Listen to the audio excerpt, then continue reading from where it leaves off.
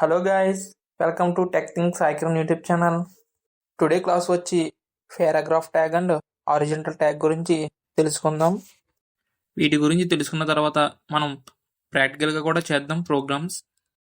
Paragraph tag. The paragraph tag is an HTML tag. It is used to define a paragraph and it is a block level element. This means a paragraph always starts on a new line. And p tag అనేది HTML లో ఉపయోగించబడే tag. ఇది ఒక paragraph ను నిర్వచించడానికి ఉపయోగపడుతుంది.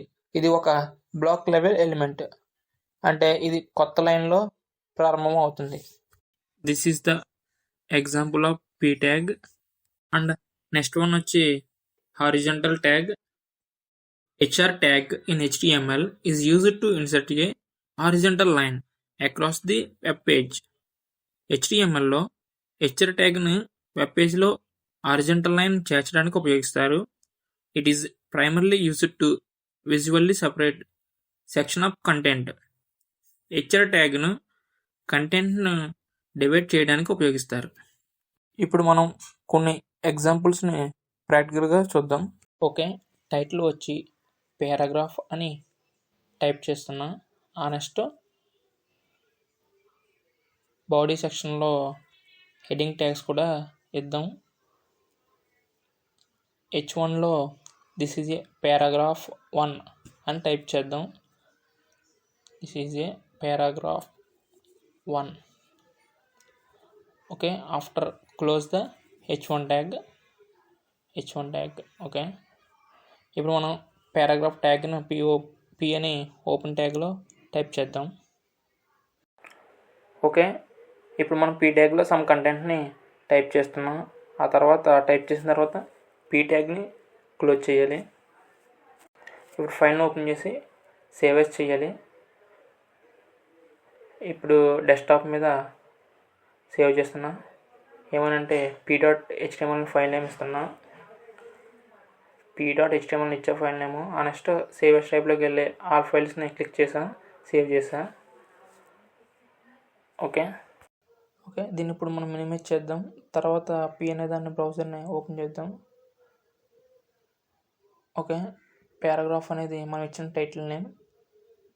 Okay, this is paragraph 1 అనేది heading ట్యాగ్లో ఇచ్చిన name. In the simplest term అనేది పీ ట్యాగ్లో ఇచ్చిన కంటెంట్. ఓకే, ఇప్పుడు సేమ్ పారాగ్రాఫ్లో ఉన్న కంటెంట్ లాగా ఇంకొక 2 పారాగ్రాఫ్ని ప్రింట్ చేద్దాం. పారాగ్రాఫ్ 2, పారాగ్రాఫ్ 3 లాగా. ఓకే, పారాగ్రాఫ్ 1లో ఉన్న కంటెంట్ని కాపీ చేసి పేస్ట్ చేద్దాం. Okay, Ctrl+C. నెక్స్ట్ Ctrl+V చేసి పేస్ట్ చేద్దాం. ఓకే, దిస్ ఇస్ పారాగ్రాఫ్ 2 అని ఇద్దాం ఇక్కడ. నెక్స్ట్ దిస్ ఇస్ పారాగ్రాఫ్ 3 అని ఇద్దాం. ఇప్పుడు Ctrl+S చేసి సేవ్ చేద్దాం. సేవ్ చేసిన తర్వాత బ్రౌజర్ ఓపెన్ చేసి రిఫ్రెష్ చేస్తే this is paragraph 1, this is paragraph 2 and final this paragraph 3 అని డిస్ప్లే అయింది. Okay, paragraph and horizontal tag అని ఇస్తున్నా. హారిజాంటల్ ట్యాగ్ అని టైప్ చేస్తున్నా. ఓకే, ఇప్పుడు పారాగ్రాఫ్ 1లో HR అనేది ఇస్తున్నా. HR ట్యాగ్ అని ఇచ్చా. నెక్స్ట్ పారాగ్రాఫ్ 2లో కూడా ఇచ్చా.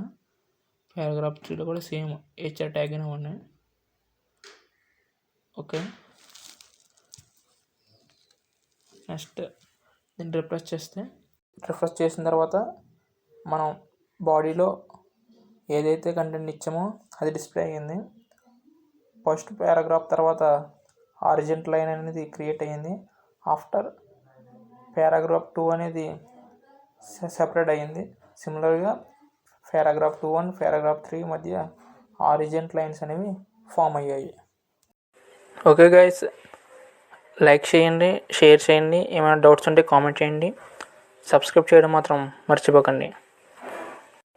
Thank you all.